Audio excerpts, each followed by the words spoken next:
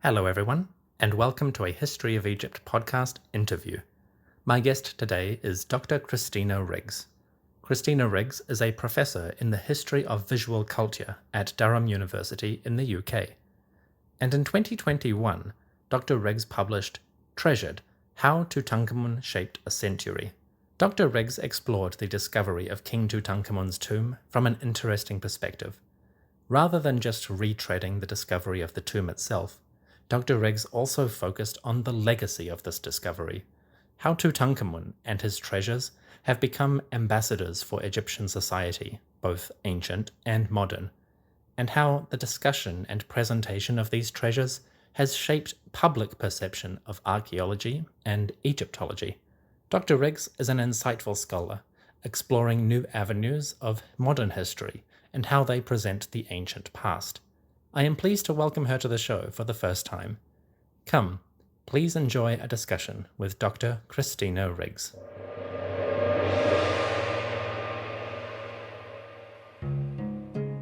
So, Professor Riggs, Christina, good morning and welcome to the History of Egypt podcast. Thank you for joining me. Thank you for inviting me, Dominic, and for working with my crazy schedule at the moment.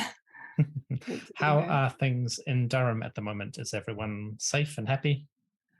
I think so. There has been an outbreak of COVID. We started back our university term at the beginning of the month. And so my kind of slightly groggy sounding voice is also me getting over my first and I hope last case of COVID. So, oh, goodness. But otherwise, still beautiful going around. Beautiful weather, Yes. Beautiful autumn color. And very good. Okay, well, for those who are not aware, or not familiar, I should say, you have recently written a couple of, in my opinion, quite significant works about the tomb of Tutankhamun, specifically the excavation and the recording of that excavation and the subsequent history of the tomb and the king's treasures as a cultural phenomenon, we should say. But I'd like to start with Treasured, since that is the most recent work. And of course, everybody has Tutankhamun on the brain once again. Whether he ever really goes away is debatable, but this is a lovely opportunity to discuss it. So, Christina, in Treasured, you start the discussion more personally than a normal history might do, which has some very good reasons for it, and we'll get into those in a moment. But I wanted to open with sort of a discussion about your approach to ancient history generally and your experiences of it through your own personal life and education. So you note in Treasured that one of the earliest experiences that you remember from studying the ancient world, in this case, the ancient Egyptian gods, you wrote that, quote, "You didn't believe in them, the gods, but you found it reassuring to know that other people had. And it was proof that there was other ways of living and thinking, being, and even dying." So my first question, because I quite like this comment or this quote, is that my question is, what consolations or inspirations do you personally draw from ancient history and your work within it? I don't draw any, I would say, but the passage that you've quoted there is me reflecting on how I became interested in archaeology and especially in ancient Egypt, as so many people do as a child, because we were taught it in school, and why it's only as an adult that I came to question why on earth our children in quote unquote Western countries taught about the ancient Egyptians and taught in certain ways about the ancient Egyptians.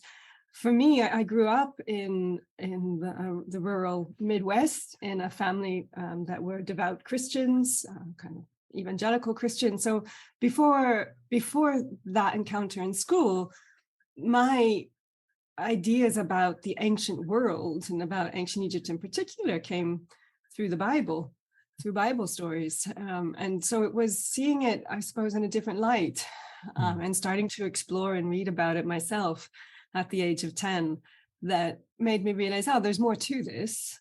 And for me, as a child who was looking for something outside the what felt to me at that point as the confines of family life, small town, rural life, it gave me something personally to aim for, to hold on to feel that, okay, there are other ways. There is something beyond this. I was interested in history in general, I read a lot about I was interested in women in history, and you couldn't find much of that. So I remember reading a lot about the wives of Henry VIII and poor Marie Antoinette and figures like that in history. But the ancient Egypt also struck me visually, the color, the richness, the distinctiveness of ancient Egyptian art. So that definitely then shaped my life and my career. But do I draw any bigger consolations or ideas from it? No, not at all. In fact, I feel quite detached from it in a way, and feel that we need to have some detachment in order to study the past. Fair enough.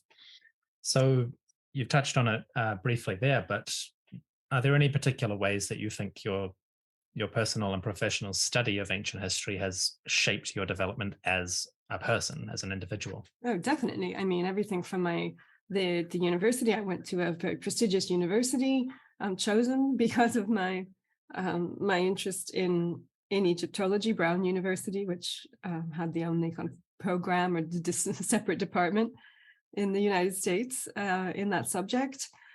Although I didn't major in it in the end, because I already had my doubts about Egyptology.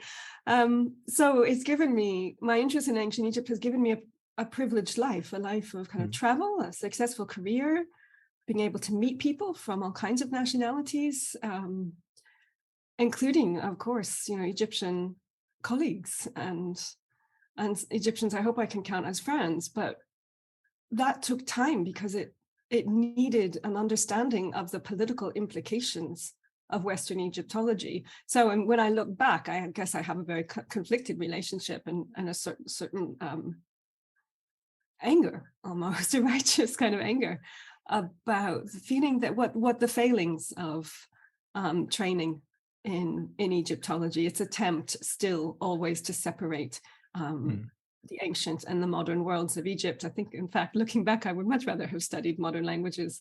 I would much rather have studied, Middle Eastern history, modern Middle Eastern history, and modern languages than ancient history. But you don't know that. You make these choices when you're not fully formed as an adult. Really, you're making teenage choices.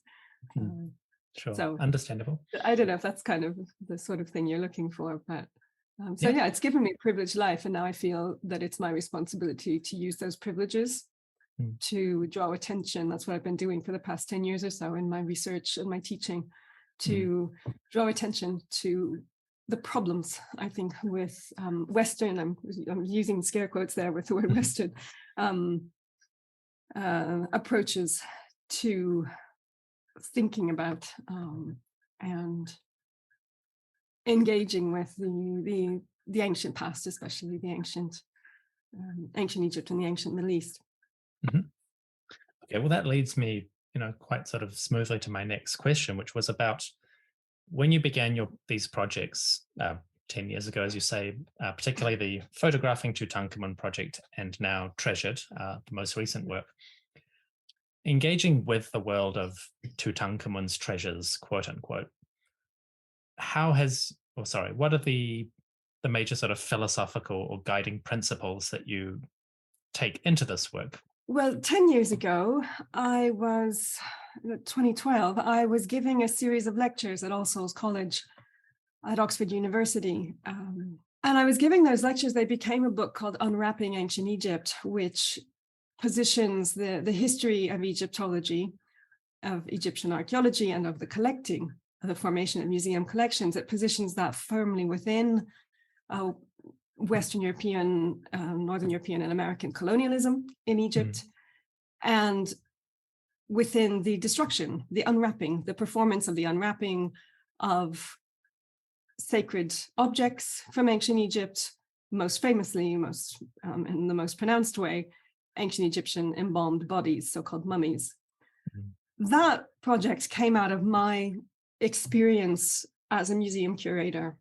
So it was my kind of coming to terms intellectually with what I had experienced as a museum curator, with a sort of unintellectual, dealing with a collection that had been subjected to 30 years of so-called mummy research, which had yielded fragmented human remains and a very sort of medico-scientific discussion the ancient Egyptians was always, dead or suffering from diseases, and that had completely sidelined the use of textiles.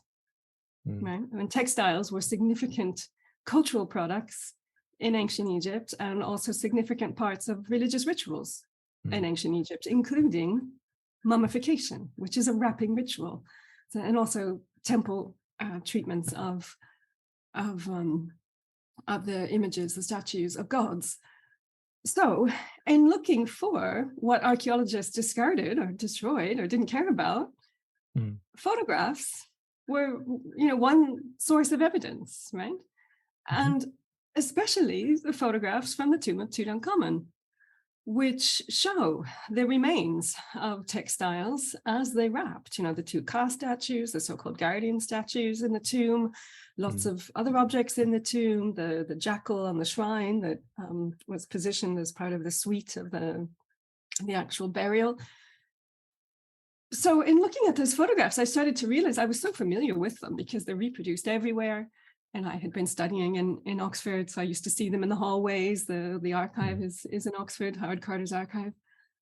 And I realized, but by that time I was working in a department that was a kind of art history, archaeology, and anthropology. And so I'd been working a lot with, and I'd also already as an undergraduate, had studied anthropology. I was working a lot also in kind of museum studies, and a lot of interesting and groundbreaking work on museum collections has come from ethnographic museums, anthropology collections. This will be really familiar to listeners in Australia and New Zealand, of course, where questions about settler colonialism and the forcible collecting of Indigenous Maori objects, treasures, te papa, is I think much more familiar than in European discourse. Anyway, so it was looking at those photographs and realizing, oh my goodness, these photographs are weird. Why do people not question them?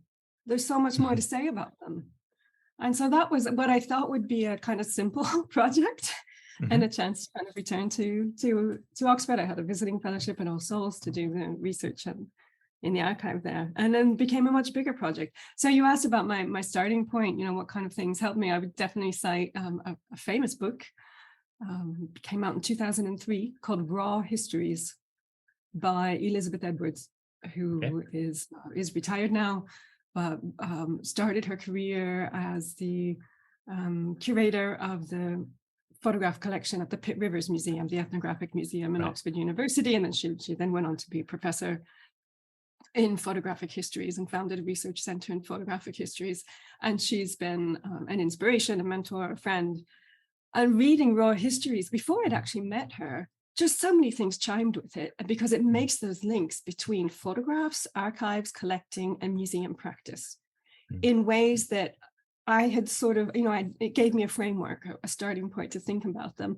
And also thinking of a colleague in anthropology at my own university who'd worked on secrecy, that had helped me a lot in sort of thinking about textiles, and who also always, as an anthropologist who'd worked in West Africa, sort of, was very upfront about his privileges.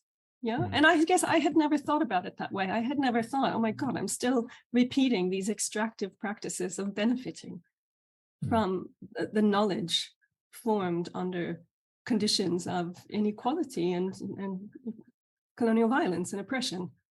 So, so that kind of then shaped, so photographing Tutankhamun. And then I got interested in how the photographs, the afterlives of the photographs, which the last chapter of Photographing Tutankhamun talks about in terms of the archival lives that the photographic objects have had, but also in terms of how they kind of came back to life, where they've allowed, the photographs, I often say, they're taken to show history, but they don't, they made it. They made history, and they continue to direct a certain kind of story.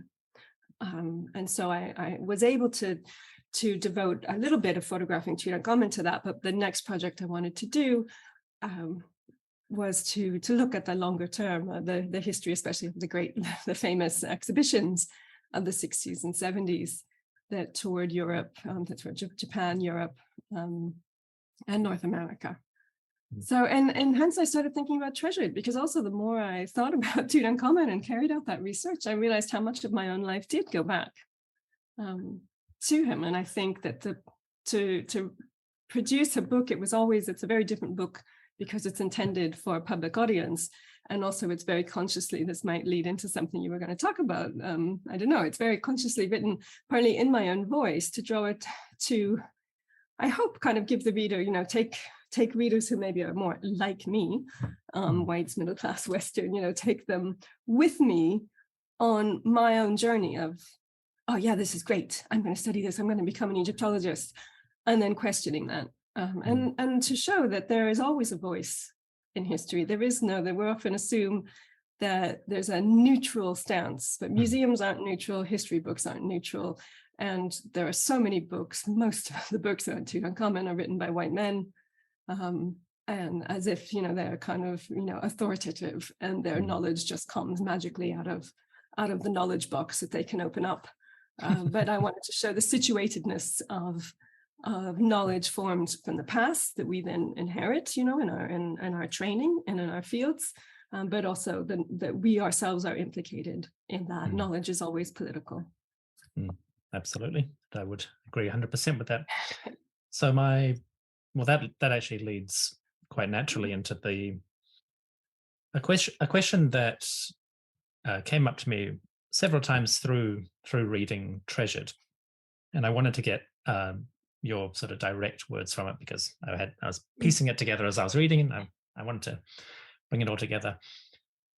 Between the work that you started with photographing Tutankhamun and the earlier experiences you had with these, self-reflections, or disciplinary self-reflections, I should say, about our place within human history and how we engage with it, how has your understanding of the discovery of Tutankhamun's tomb, quote unquote, that big event, how has your understanding of that discovery and all the processes around it changed through this work? And I want to specifically clarify that, have some of your perceptions of these events shifted in negative or positive ways? What has come forth from this?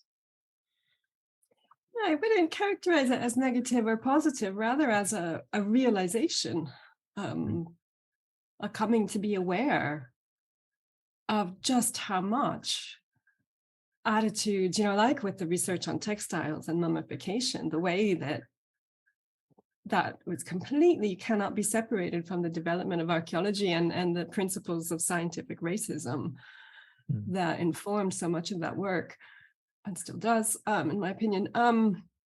That, again, with archaeology, I think having my degree was in archaeology, my first degree was in archaeology. And so I think I already had a sense of, archaeology is a long, complicated process. It doesn't happen in one day. It doesn't happen in 1 month, the way that the Tutankhamun excavation is often presented as if it all happened at once, when it's a 10-year process and a long, hard slog. So I suppose I already had a certain skepticism, but just the full realization, in fact, of how involved it was in the political questions of the time, and in the Egyptian, the formation of the first kind of independent or semi-independent state. Elliot Collins' wonderful book, Conflict in Antiquities, was eye-opening there. Everybody should read that book. Everybody. From 2007. So that was eye-opening, and really thinking, well, again, why wasn't I taught this? Why don't I know this? And I still get, younger, like Egyptology, post-grads or early careers sort of, oh, no, didn't know that. Oh, I had no idea. Why isn't that foundational?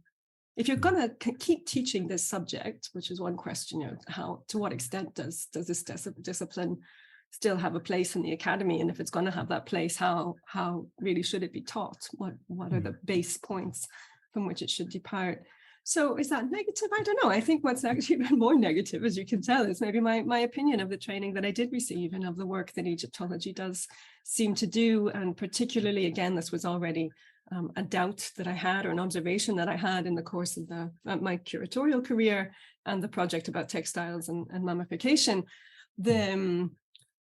the dance that academic Egyptology plays with the public realm, with popular formats. And it's done, there's a long history to that as well, right? Howard Carter's, and Lord Carnarvon's deals with the press and the way the team occupied, so you can't separate. I'm not going to suggest that there is or should be a division between the academic and the quote unquote popular, but I feel that Egyptology in particular, more than a lot of humanities, plays up to certain popular elements, perhaps, and to the detriment of its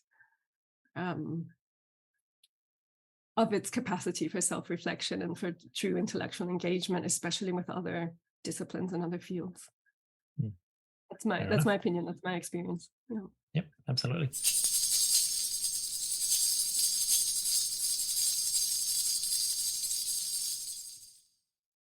Speaking of the popular legends and their complicated relationship to the truth of events, or a version of the truth. The evidence for what happened. We're talking about evidence. Yeah, historians use primary sources to establish evidence for what happened. That's better phrasing. Thank you. So I would be remiss if I didn't ask you about the recent headline news of a subject that has been common knowledge among academic Egyptology for many years, but as you say, is one of those things that hasn't necessarily filtered out as much as it should to the public. And that is Howard Carter's obvious thefts of objects of various sizes and origins from the tomb of Tutankhamun during the excavation. Now, the one that came out most recently was the incident between Howard Carter and Alan Gardner, an incident that you actually reference about a year ago in Treasured, and which was referenced as early as 1991 in T.G.H. James's biography of Howard Carter. And yet it remains obscure enough that it became headline news when a forthcoming book by Dr. Bob Beyer emphasized it in a chapter, and that was picked up by the mainstream circuit. My query to you after that elaborate preamble is, what do incidents like these, we'll focus on Carter, but there are obviously many other scholars and excavators who did similar things. What can incidents like this teach us, or what should they teach us about our relationship to the past and to Egyptology or ancient history? It's funny you made that story. I had spoken to that journalist months earlier about Treasured, and she was sort of pressuring me, well, what's a news story? Is there something new or sort of unknown in the book, that I can feature? And I was, well, I don't think of it as that kind of book. So I didn't think, and because, as you say, this is old news, this has been known for decades. I'd actually go back to the 70s, that 1970s, that objects from the tomb made their way out of it through Carter and probably Carnarvon as well. So I didn't think to mention it. And I just think it's why can't we talk about these things? Why has it been kept? Why this need for hero figures? And Carter and Carnarvon both dealt extensively on the antiquities market. It's one way that they paid for their excavation. And they were criticized about it at the time. George Reisner, the American archaeologist, did not like Howard Carter, didn't consider him a good enough archaeologist, and also didn't like the way he dealt in antiquities. So Flinders Petrie also was buying a lot on the market. There's a research project going on. Dr. Dan Potter from the National Museum of Scotland, I think, is doing some research on Flinders Petrie's buying of antiquities from the market. So the fact that there were thefts, I think, wasn't so common. To my knowledge, it's that Carters are well documented, and it was and the incident with Alan Gardner again was well known. When Carter died, it's clear from his estate, his heir, his niece Phyllis Walker, and his executor Harry Burton, the photographer for the tomb, have to kind of figure out what to do, have to find a way to identify which objects were suspect. And Phyllis Walker goes to some lengths to get some of them back to Egypt.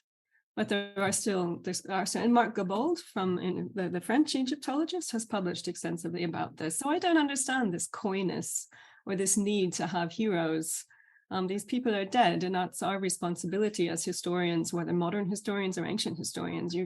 It's the same thing. You've got to be able to have some distance and a critical appraisal of these figures from the past and not hold them up as heroes. People are human.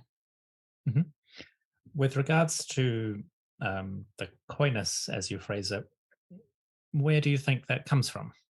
Self-protection, and especially because the stories really came out in the open, obviously at a time when Egypt was a fully independent actor on the world stage, and where Egyptologists still want their access to Egypt. They want access to Egypt so that they can continue to work on archaeological sites, so that they can continue to do research, so that the foreign institutes that are represented in Egypt can keep their kind of privileges. And so it's also, I think, partly that this kind of desire and need, to have hero figures, foundation myths that help the field feel good about itself, but also not to upset Egyptians. And by showing that, since 1983, no exports of antiquities have been allowed from Egypt. But already before then, there were clear legal processes, even if they were often ignored, even if people often got around them. There were in place laws in the country that were supposed to regulate these things, and Carter will have known exactly what he was doing. So I think it's a partly Western Egyptology trying to protect its interests in Egypt and avoid confrontation and lawsuits and reputational damage.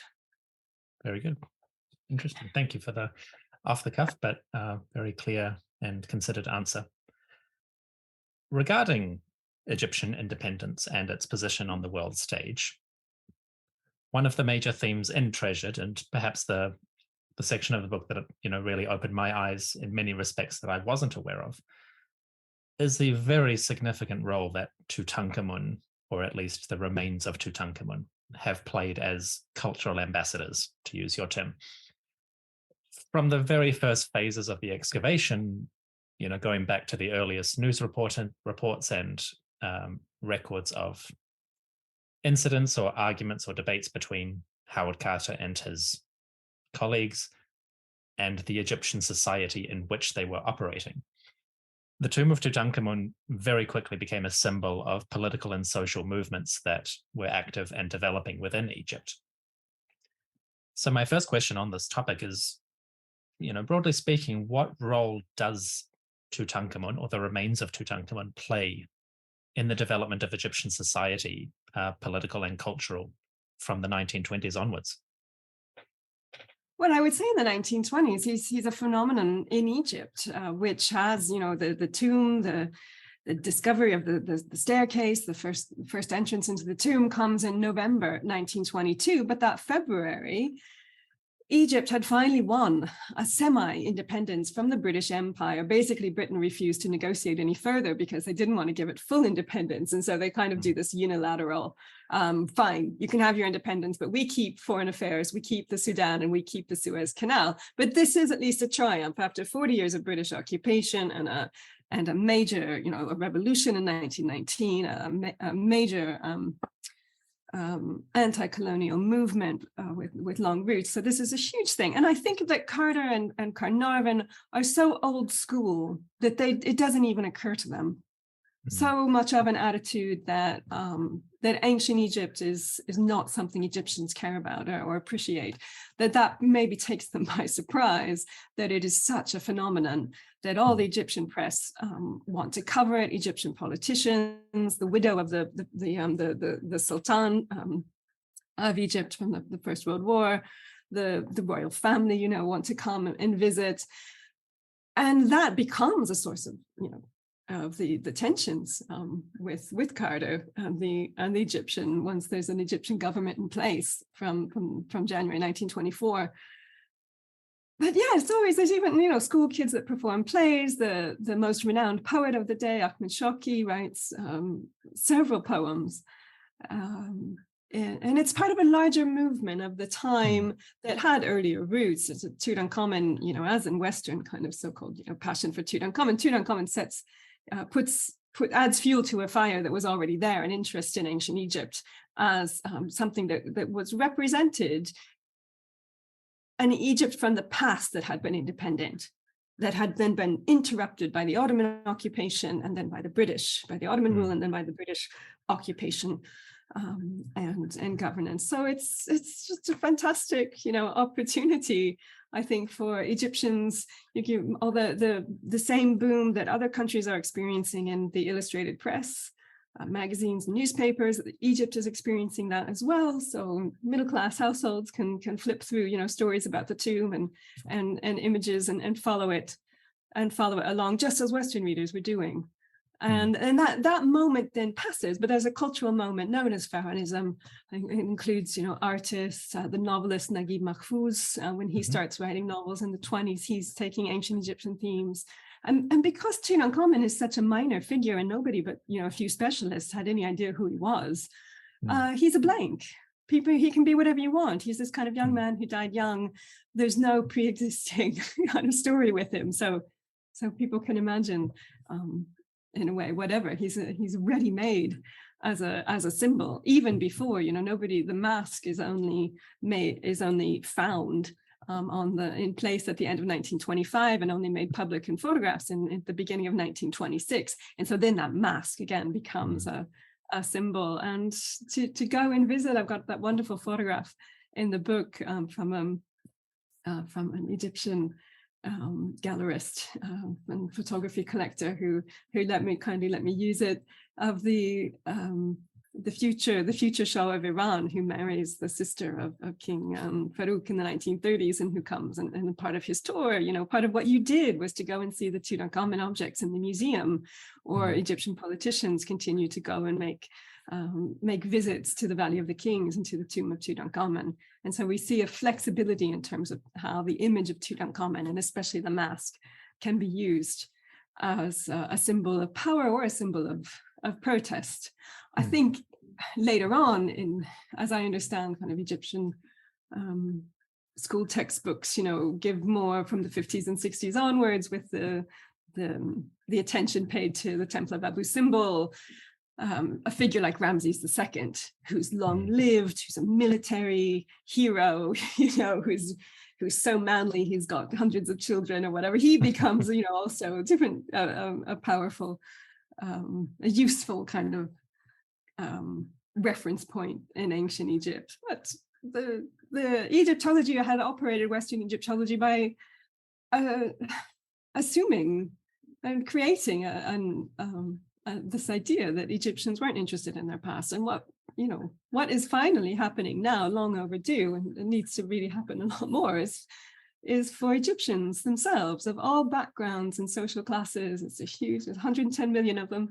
So there'll be a wide range of experiences and encounters and engagements with that ancient past. And that, I think, is what it's past time for Western scholars like myself to step aside and to listen, to listen to. Yeah. Understandable. Yeah. So you described Tutankhamun sort of as a blank slate, particularly from at least in the early days of the discovery. Do you think that has persisted, or has the image of Tutankhamun become ossified through, repeated appearances in documentaries, media? Has a particular image of Tutankhamun solidified, or is he still to some degree that blank slate on which we can project our own fantasies? Yeah, that's a really good question, because obviously at some point a little more was known about him, and the unwrapping and study of his body in November 1925 then added a certain, and in fact in 1925 there wasn't much they could say about the fact that he was 18 or 19 when he died. But then when one, subsequent kind of research, the whole period of the family of Akhenaten and Nefertiti, the so-called Amarna age, has been at several points in the past, century or so, has been of interest to Egyptology, both academics and kind of popular forums, because there are huge gaps in what one knows. And those gaps we might never be able to fill. The nature of all history, and especially ancient history, is that only fragments of things survive. And so we can't count on ever being able to know exactly which which king or queen did what and how they lived and how they died. A lot of people seem to disappear from the scene at a young age or to die young, like Tutankhamun. Is there a kind of, a period of infectious disease, presumably, or something like that happens that takes some people off? So there are these kinds of unknowns, and then there's the whole Dominic, the late great Dominic Montserrat wrote this wonderful book about Akhenaten. History, fantasy, myth, I think, and the different ways in which the figure of Akhenaten, who is, take your pick, father, grandfather, uncle, who knows, brother of Tutankhamun, probably, I don't know, maybe grandfather, I think I come out with, but who knows, we don't. And Nefertiti, the beautiful Nefertiti. So these figures that keep coming up, a bit, like Cleopatra, that have these afterlives and versions of them, that because there's an unknown, people can always come in with their theories, with their headlines, and where you've got the human remains of Tutankhamun, again, people can keep trying to do new studies of those and claim that they've found something else, and now they know how he died. People always ask me, so how did he die? How did he die? Well, what would that change? What does that add?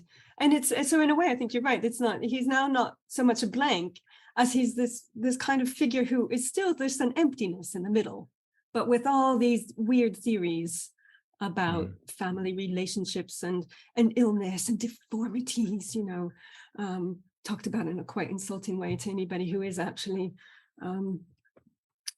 differently abled. So now he's this weird mix, but I suppose that idea that he's a young man who's died too soon still lasts. I mean, the stupid theory about him falling out of a chariot or something just like turns him into a boy racer. It's just ridiculous. Anyway, sorry, I'm going off on a tangent. I understand. It's interesting. And that's it, in decorative arts and all kinds of things. Yep. Well, touching on the cell aspect of these tours through the 1960s and 70s, the Tutankhamun tours are quite famous as some of the sort of first blockbuster traveling exhibitions, which, of course, is a very commercial description in itself. The background of the political background of how these exhibitions actually came to be is often forgotten or left in the notes of political history or foreign policy minutiae.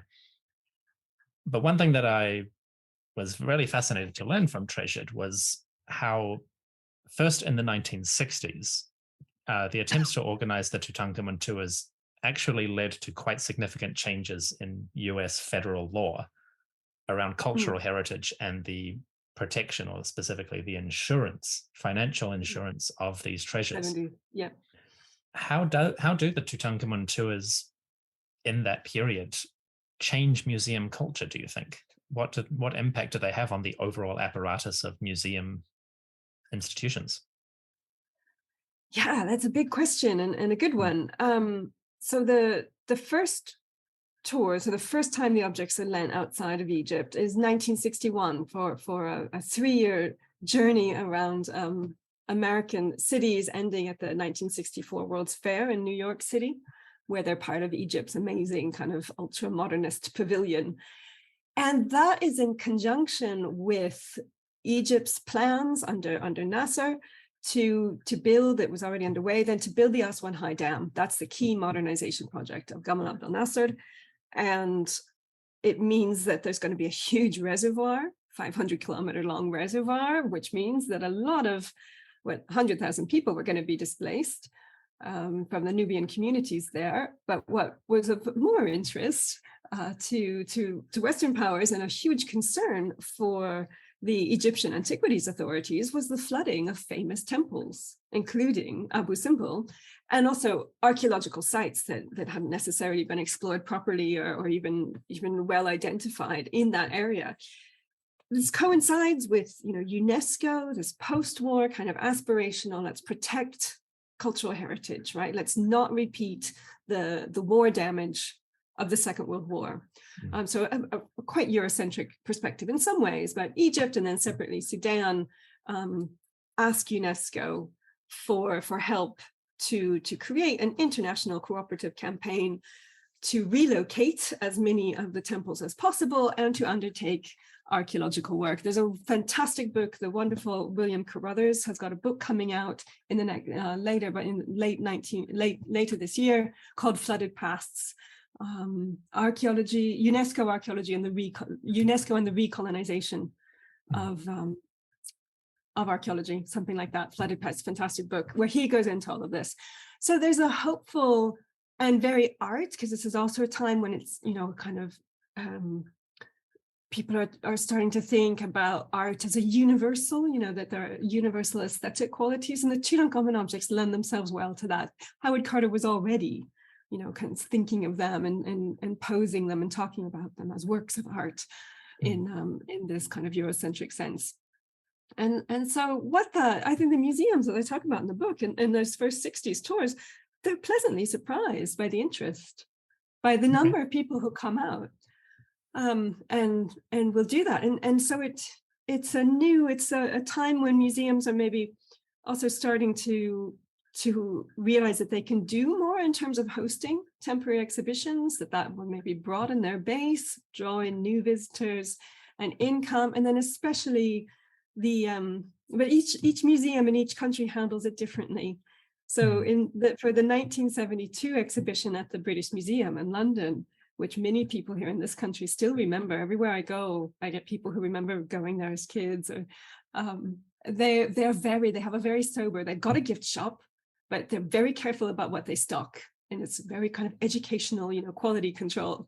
By the time it gets to America, and that the American context is very different, and museums are being starved for cash there, as any government funding for museums is really being scaled back. So they're not at that point, the UNESCO campaign is finished. UNESCO doesn't need any more money. So they've got to come up for a new rationale. And so they say, okay, we're going to give so much money from the proceeds to Egypt, but the rest of it is going to support those museums. So it's a change in museum practices. It's the beginning of museum membership schemes, for instance, which maybe we now take for granted. Probably a lot of museums have these membership schemes. And those, I was surprised to realize how early those had started. So a couple of the hosts in America in the 1970s, they give priority booking to people who join their membership schemes. And so their membership schemes, quadruple their enrollments. And that's specifically around the Tutankhamun exhibitions, or just exactly, traveling exhibitions generally? Oh, that because there was going to be, by then they knew there was going to be such a demand for tickets. So it's also about how you control crowd flows, how many people you could fit in, the space that you needed. The gift shops get bigger and bigger. And it's a real boom for tourism as well in those cities, especially the cities that are like Seattle and New Orleans that maybe weren't normally on the tourist map. And we also have to remember that at that time, travel to Egypt was still a luxury. This is before package holidays. This is before the big push for travel infrastructure, which is more of a 1980s phenomenon in Egypt for mass tourism. And also with the political situation of the Arab-Israeli wars of 67 and 73, this was not necessarily a part of the world that people would have considered it feasible to go and visit or affordable to go and visit. And so the chance to see these objects in your own country was considered a once in a lifetime opportunity. Indeed. Well, that leads me to my next question, which was around the mid-70s tour, Tutankhamun tour, which returned to the USA shortly after its tour through the USSR. And there were, sort of competitiveness around that. But one aspect of this, which I was not aware of before I read Treasured, was that the original impetus for that late 70s US exhibition came specifically from the Nixon administration.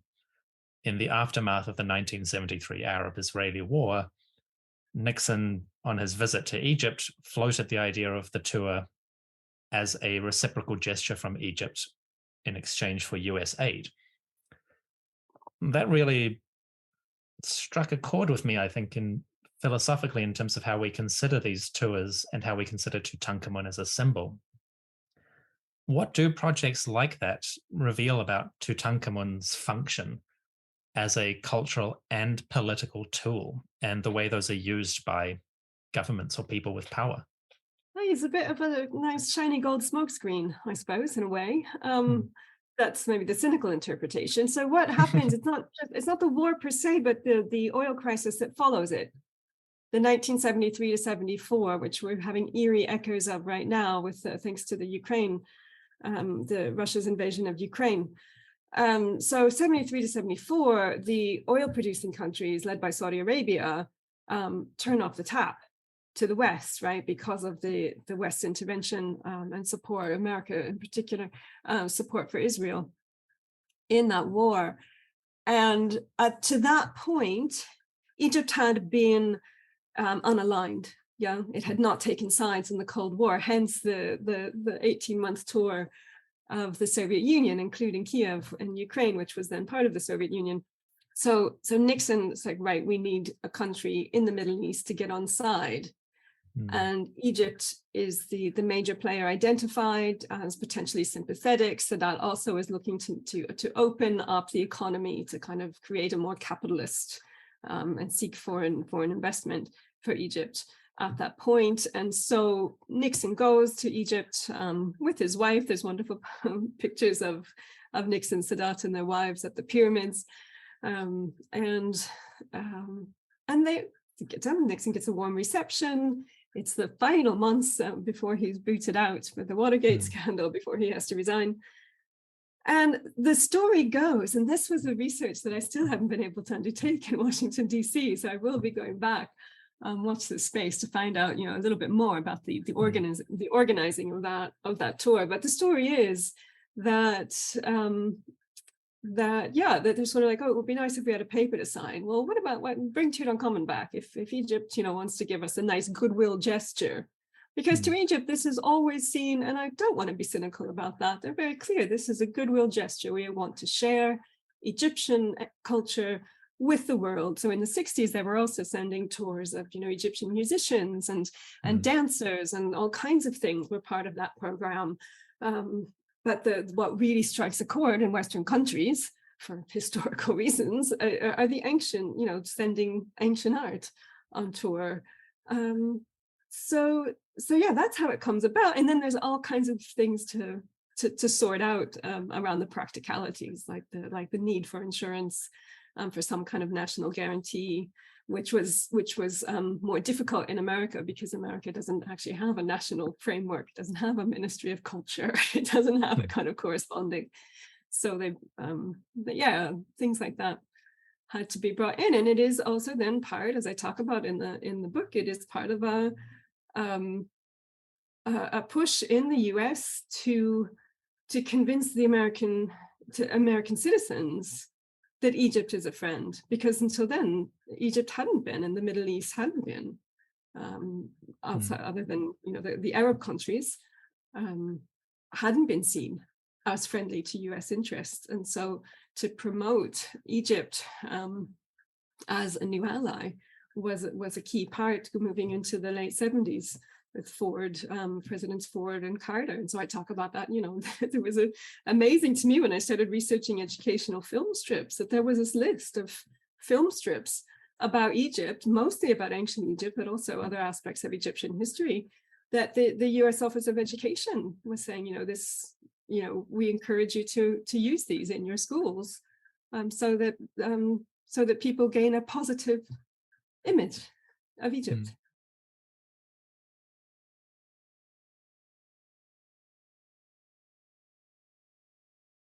In some of your works, particularly photographing Tutankhamun, specifically, I should say the blog that you run online, you've engaged with these. I don't write for it very often. Sure.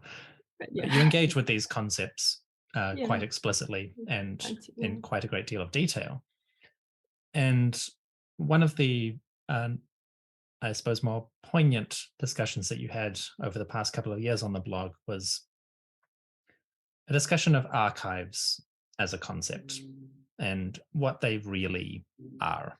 You touched earlier on the idea that people think of photographs as recording history, whereas they actually make history. And in this discussion, you sort of touched on the ideas that yourself and other scholars have, brought forward about the role that archives play in cataloging entire peoples, emphasis on cataloging, often in quite prejudicial, derogatory, even traumatic manners. Touching on these concepts and the ones you just brought forward, what can Egyptologists or people who are enthusiastic about ancient history do to use these records in a more nuanced and helpful manner? How can we positively change the path moving forward? Another big and very good question. I think, I do think about this and talk to this about other historians who share some of my, I have to confess, frustrations with Egyptology and other kind of archaeologically or ancient history focused fields. And I sometimes think that there's so much of the emphasis in the training and the research standards is about finding facts, about finding data in the ancient world. It's less kind of reflective, it's less argument driven, less about, for instance, I know teach in a history department where we would always start from the point of, right, this is a source created at such and such a time, but from whose perspective? Why does it exist? How do you sit? What are its weaknesses? What can it say? What can't it say? What history does it allow you to tell? What history does it silence? And like museums, archives aren't neutral. There's a reason that certain documents have been preserved or how they've been organized, and that's really fundamental to understand. And writing history isn't about, whether that's ancient history or modern history, isn't about or shouldn't be about looking for a bunch of facts, looking for truth and telling it, and then let's move on and let's do something else. It's always about why? What sources are there? What sources are missing? Whose voices are here? Whose voices aren't there? Why this structure? Why this organization? And understanding the history of those processes and the way that they continue to shape practices and they continue to shape, where are the archives? I said to an audience the other day, I said, imagine a British archaeologist had to go to Cairo to study Stonehenge, had to learn Arabic and go to Cairo and get access to an archive to read the records of Stonehenge, right? That is power. Yeah. And so to always have that has to be the starting point for any kind of research. And I think one thing that I felt in my training as an Egyptologist and the way that I first wrote about ancient Egyptian culture and ancient Egyptian art was that kind of fact finding, that we were sort of taught not to see the context in which it had been produced, to ignore the racist language, and to just treat it as, right, there's this coffin, there's this inscription, there's this, and one can't do that. It's damaging. It's and so the use of photographs, the use of any archival sources really needs to be done in a much more, a much better informed way, and again, and needs to involve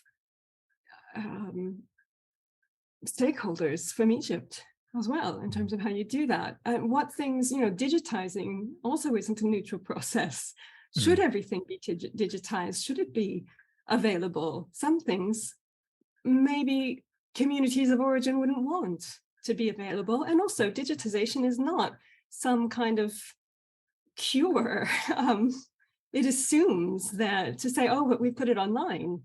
Well, that assumes that everybody's got a good quality computer and high-speed internet, high-speed stable internet connection. That's not the case at all when we're talking about communities in the Middle East often, right? So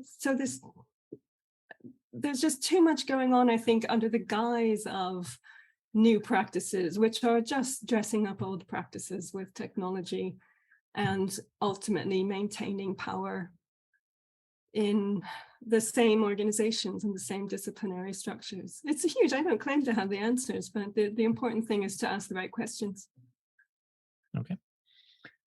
Do you see hope there? I think your answer there was documented many of the challenges facing us, but is there hope? Is there, I hate to use this word, is there progress being made within those power dynamics? Or, how do we break those cycles between the powerful and the powerless? I see hope when I speak to some younger Egyptian colleagues and see some of the work that's being done. Let's single out Heba Abdel Gawad's work on the coming out of kind of work on collecting in British collections, British collecting of Egyptian, Egypt's dispersed heritage is the project's name.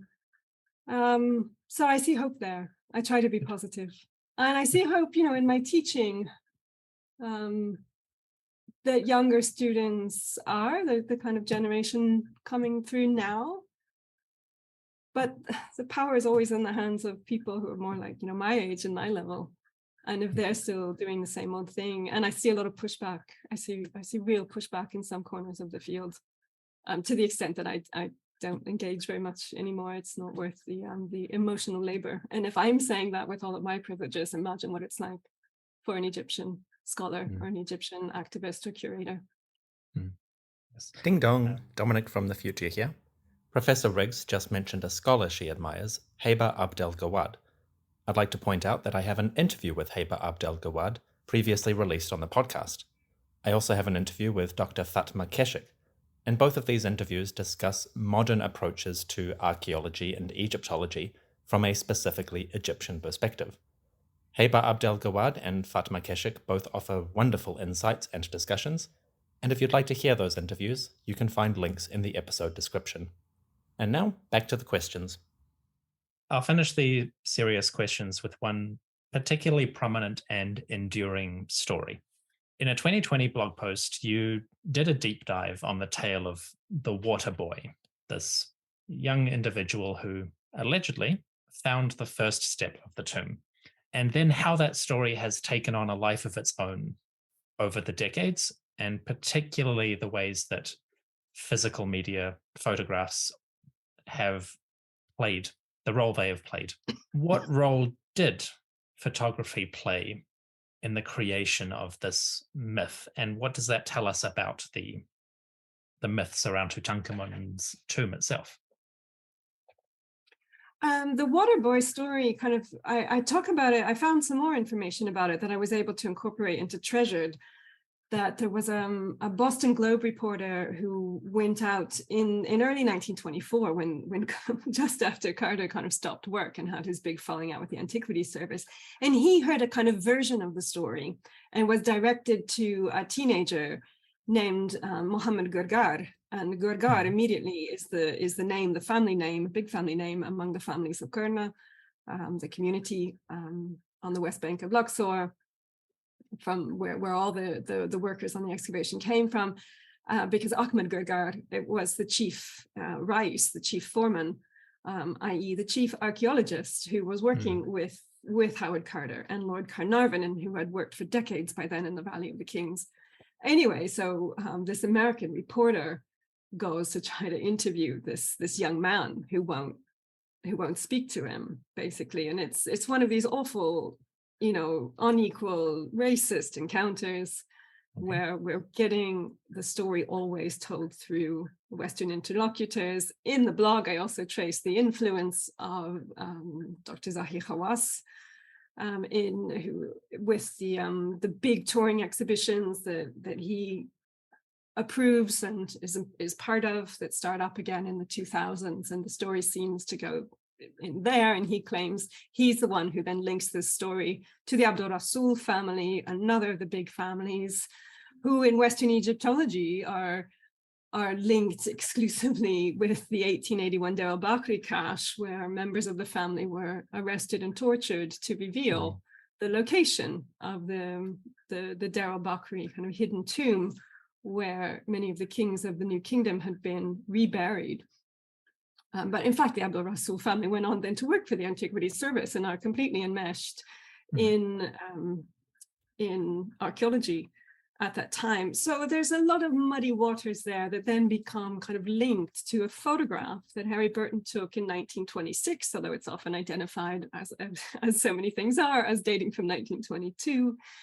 And that is of one of many young or adolescent men, young boys or young adolescent men, young adolescent boys who who did various kinds of jobs around the excavation, both for the archaeologists, as porters, as extra laboring pairs of hands, and also with Harry Burton with the photography. No one in the English language archives records the name of that young man, and so it becomes an image to which different names can be applied, and a member of the Abdul Rasul family in the 1960s or 1970s identifies himself, Sheikh Hussein Abdul Rasul, as the boy in the photograph. So we get a number of different accounts, always at second or third hand, and what I want to hear, what I think is in the works with an Egyptian side told by and for Egyptians. Again, it's about those of us in the West listening and not trying to identify. But what I say in the blog, and it's very telling to me that somehow a picture of a child becomes the acceptable face for Western consumption of kind of this story of, oh, how sweet. Yeah, there are all these stories about children and about animals who make the discoveries of archaeological sites in Egypt. And that is completely insulting, simplifying the way that knowledge is produced, erasing the local knowledge that did lead, and the other forms of work, clearance work, that did lead and that did enable archaeological excavations. And it's emasculating as well. It's completely in the pattern of colonialism to emasculate the indigenous people of the country that was being occupied, to erase adult men from the picture. So this kind of fetishization in a way of this story, and I think it's become standard on school curricula. I had a teacher a few months ago when I was speaking about treasure here in England, a teacher who said, because I had a question from a child in the audience about what about the water boy? Because this child had clearly heard it at school. And then a teacher raised her hand and said, yes, I had no idea that there was any question about it. It's presented as fact and we incorporate it in our teaching about ancient Egypt. So again, we get back to evidence, yeah? Evidence. Historians are interested in evidence, right? And we all should be interested in evidence.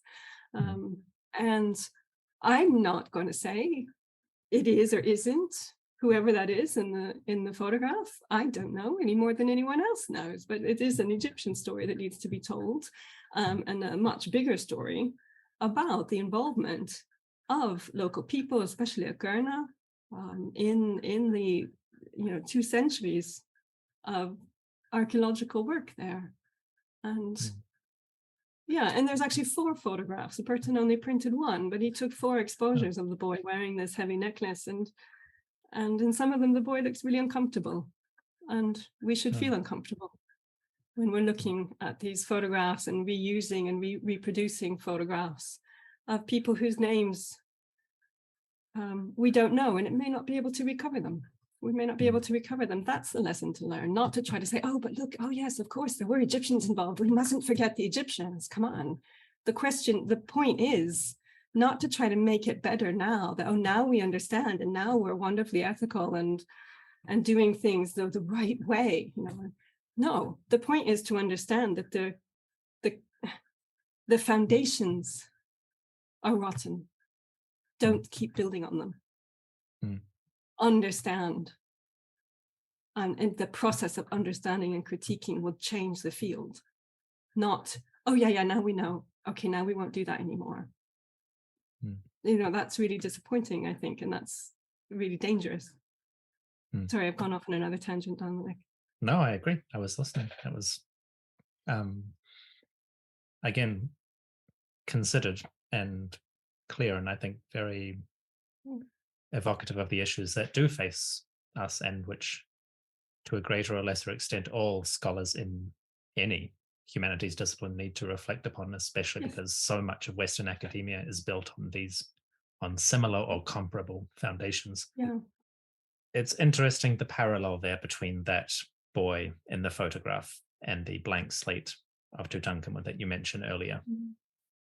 And I'm also struck by the fact that which you note in the blog post and again in Treasured, that the record of this water boy never, to the best of our knowledge, has any proof of actually coming from Carter himself. His records, his diaries were always very clear that it was the Egyptian workers on the site who found it.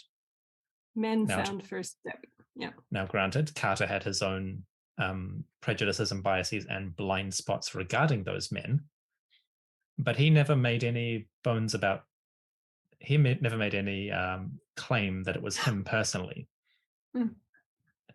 And yet, this tale, or at least this mythologizing, rapidly overtakes the person who we might assume would be its instigator and takes on a life of its own. Mm. What does that tell us about the sort of media circus of Tutankhamun over the last 100 years?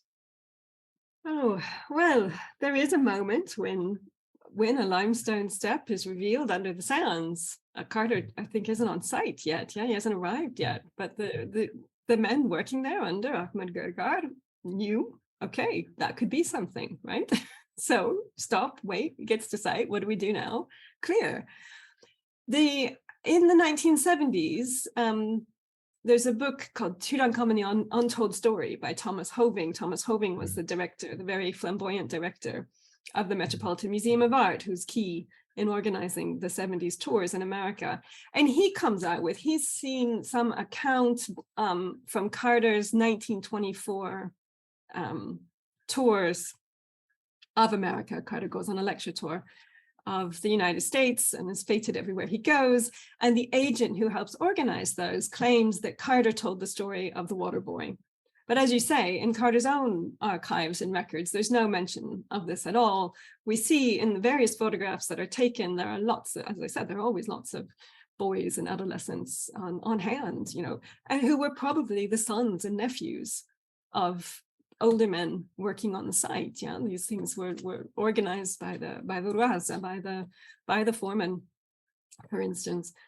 So then what? So in the 1970s, and then as I say, I trace, more and more in the last 10 or 15 years, it just seems to me endemic of a patronizing attitude towards Egyptians on the part of Western audiences today, of a sort of, oh, look, a cute little boy. And also have an easy way to give credit to an Egyptian who is a blank slate and a child, unthreatening, powerless, rendered in the Western archive through a photograph. It says it all, doesn't it? It's not an actual. So I think I can't remember now exactly how you'd phrase the question so well, but it just makes a kind of nice, easy pat. And it's also part of making it accessible to children, I think, of trying to, here's an entry point where children can understand, since ancient Egypt is included now on most, I think, Western European, North American, I don't know how it is in New Zealand, school curricula. Is it something for children to do? It makes a kind of access point that somehow all these little kids are supposed to identify with a boy in a photograph who, for the past 10 or 15 years has been linked with this water boy story. Yeah, it's weird when you think about it. It's very weird. And it's very weird. It's very weird. I freely admit I was one of those children. That is my original hook into ancient Egyptian imagery and history, was the discovery of Tutankhamun's tomb. And I carry that in my own way and reflect upon it. Yeah. Mine too, as I say, yeah. That brings us sort of full circle on the tomb of Tutankhamun as an event, both factual and imagined. I would like to ask you a few questions that I ask of all of my interviewees, which sort of give a sense of both some, light-hearted personal aspects and also ideas about who you are as a person and a researcher, and that will prompt bigger questions about the work that people might be interested in following. So the first and very simple one, what is your next project? What can listeners or readers look forward to from your research in the future? Well, I've got some loose ends to tie up about Tutankhamun. I have a sabbatical next academic year, so I will finally be able to get back to the United States and visit the archives. I couldn't because I do have probably 2 journal articles. It would be I can't face another book about the use of photographs in the exhibitions and the presentation, where some of these myths that are now everywhere might have started 50 years ago. So that's, I hope, the last of poor Tutankhamun. I do feel sorry for Tutankhamun. And then I've been slowly starting to delve into, at my university here in England, Durham University, we have 2 collections that relate to, one belongs to the Muhammad Ali Foundation, which is the sort of descendants of the former royal family of Egypt, who've deposited some of their personal papers and especially photo albums in the libraries here at Durham. It's called the Abbas Hilmi papers. Abbas Hilmi II was the ruler that Britain deposed in 1914 because he wasn't going to go along with British interests. So I've started looking at those, and I've started looking at a collection we have here known as the Sudan Archive, which is an archive formed from the deposit of various British officials who worked in Sudan when it was a British colony, the Anglo-Egyptian Sudan, so between 1899 and independence in 1956. So I've been looking at photographs there, how they can be pretty depressing, but I sort of don't quite know what I'm going to do with it yet, but questions around the presence of dam building around Aswan, of archaeological sites, of tourism, and around coal. So people might not realize County Durham, this area of the northeast of England, was one of the biggest coal mining areas in the UK. That industry obviously wound down in the 80s. There was a famous strike in 1984, 1985. And I'm interested in the history of coal mining and the history of photographs, and how photographs show something that is now quite absent because the coal mines were kind of rewilded and the infrastructure, the structure is dismantled. I'm also interested in where the coal went. So that the coal was shipped out from nearby Newcastle. South Shields was shipped out. One of the places it will have gone was Egypt. And so, for instance, in the archives I've mentioned at Durham, I found pictures of Nile feluccas carrying coal. Coal from this area fueled the Thomas Cook steamships of the Gordon Rescue Mission. And the routes for shipping coal down the Suez Canal were one reason that Britain maintained, went to such efforts until the 1956 Suez Crisis to try to maintain control of the Suez Canal. So I'm interested in understanding that relationship and kind of learning a lot about coal mining and coaling stations, and reading about that at the moment. Not quite sure where that will go, but I hope it will go somewhere. And I hope it will also involve work with communities here and overseas, and using photographs. I'm interested in what people want from old photographs now. I've written about, for instance, the digital colorization of photographs. And I'm interested, like with the Tutankhamun exhibitions, photographs, they invite us to think that they simply are what they represent. And it's a medium that you can digitize, you can scan, you can crop, you can edit, you can make it really, really big, photographs that were actually meant to be viewed, taken and meant to be viewed like in a more intimate way, can be blown up, so that they all look like they're the same size. It erases the medium itself, it erases the materiality in favor of the image. And I'm interested in what that does to people's perceptions now of history and of sources of evidence. What is a photograph evidence of? Does that make sense? Yes. I don't know. There's some early thoughts.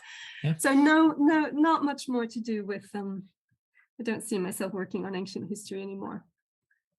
Interesting. You are moving on, drawing so to speak. Drawing a line under it. I had a major birthday recently, and I felt like a good place to draw a line under it and treasure it as well. Felt also like a natural place to reset. Very good. Very interesting. So, having drawn a line under, what are you currently reading or watching or listening to that is totally unrelated to this work? You can pick one or all three as you wish. Okay. So since I've spent a lot of time in bed the past 3 weeks with COVID, I've been reading a lot of crime fiction. I'm a big crime fiction fan. So I was reading the most from recent and older, working my way through all of the Meg Gray mysteries in translation. I'm also have been reading a wonderful. I read Italian. I speak and read Italian. So I've been reading an Italian series that's set in Sicily with a woman detective. So pure pleasure for that. Gosh, listening, watching. I don't know. I do like to listen to podcasts. There's a really good one I recommend to students. I've finished it with it now, called Human Resources, and done by a Scottish journalist here in Maya Lothian. She's got a second name as well. What's her full name? Anyway, it's called Human Resources. If you look for it on Apple Podcasts, that's really good. Okay.